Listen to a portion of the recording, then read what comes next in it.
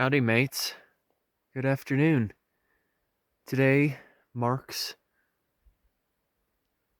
Tuesday, October 21st, 2025. And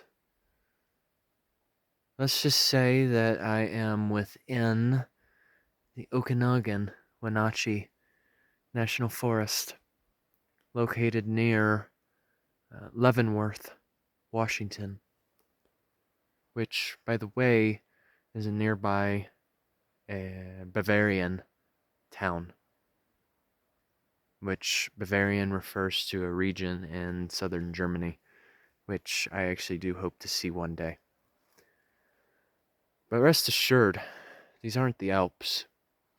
We're looking at essentially what are known as the Cascades, which refers to a mountain chain found in parts of Washington State, Oregon, and I think even parts of Northern California.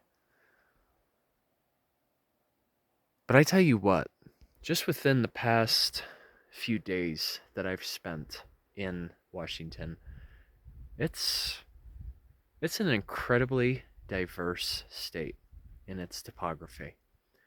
I mean, you go just 50 miles to the east and it looks totally different, because that is where there's a bit more desert and that rain shadow effect is taking place, which is an occurrence that I've mentioned before. But specifically, the region of the Cascades that we're in are known as the Enchantments, which mostly describes the mystical nature of this part of the mountain chain.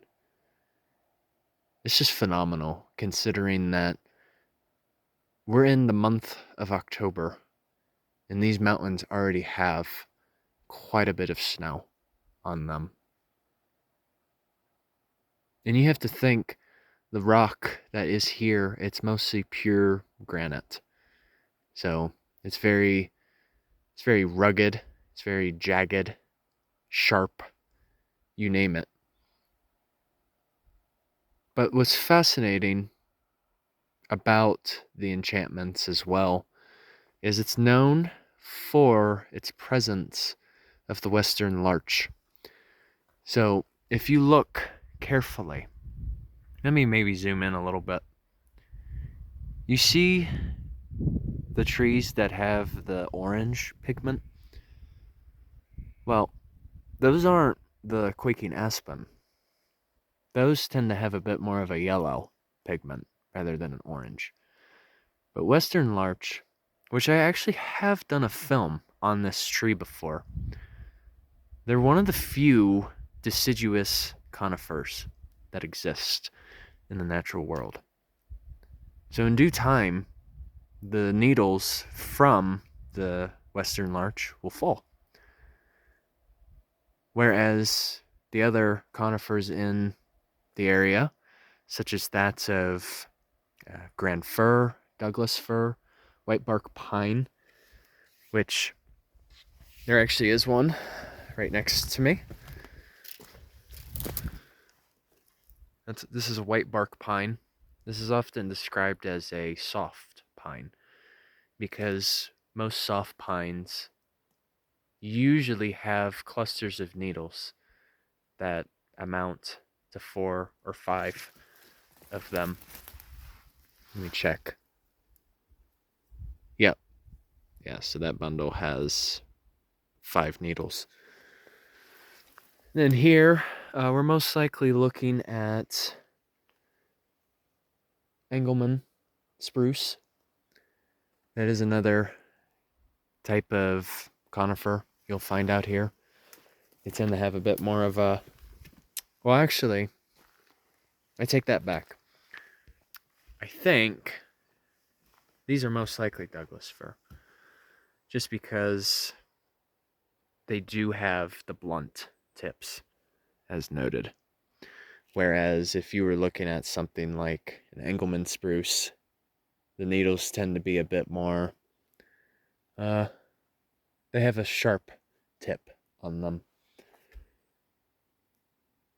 But there is something to note for all of you.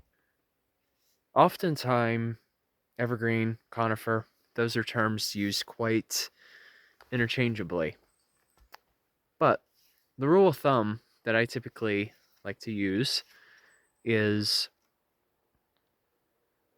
all evergreens are conifers, but not all conifers are evergreens.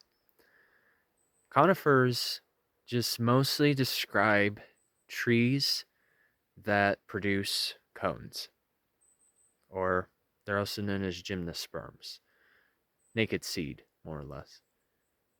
Evergreen just refers to conifers that keep their needles for a few years until they grow new ones. Hence, the needles always keep that green color or pigment. But in particular, it's neat to be here during this time of the year just because the lake hasn't completely frozen over yet. This is known as snow lakes in particular.